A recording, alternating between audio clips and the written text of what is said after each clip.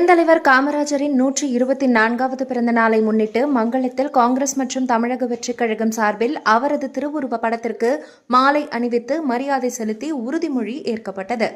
பெருந்தலைவர் காமராஜரின் 124வது பிறந்த நாளை முன்னிட்டு தமிழகம் முழுவதும் அவரது திருவுருவ சிலைகளுக்கு அரசியல் கட்சியினர், பொதுமக்கள் மற்றும் பல்வேறு அமைப்பினர் மாலை அணிவித்து மரியாதை செலுத்தி வருகின்றனர்.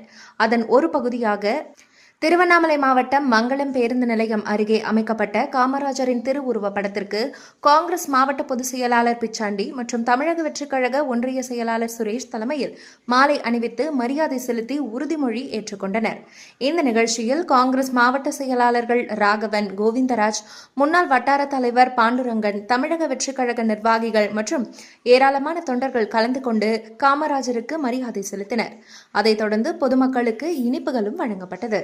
நேர்மை, ஒழுக்கம், கடின உழைப்பு மற்றும் தன்னலமற்ற பொது சேவை ஆகிய உயரிய பண்புகள் வாழ்வில் பின்பற்றுவேன் என்று உறுதியளிக்கிறேன். கல்வியே சமூக முன்னேற்றத்திற்கு அடித்தளம் என்பது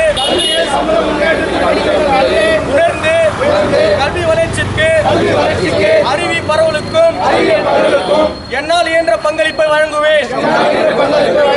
சாதி, மதம், மொழி, இனம் ஆகிய அனைத்து வேறுபாடுகளையும் கடந்து மனிதநேயம், சமத்துவம் மற்றும் சகோதர உணர்வுடன் வாழ்வேன்.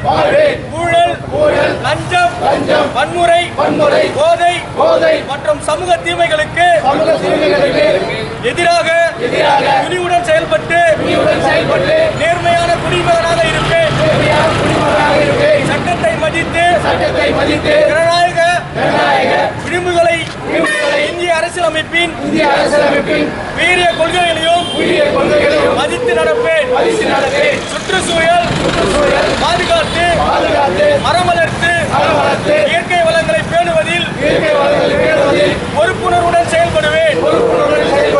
ஏழை எளிய ஆதரவற்ற மக்களின் முன்னேற்றத்திற்காக என்னால் இயன்ற உதவிகளை செய்து சேவை மனப்பான்மையுடன் வாழ்வேன்.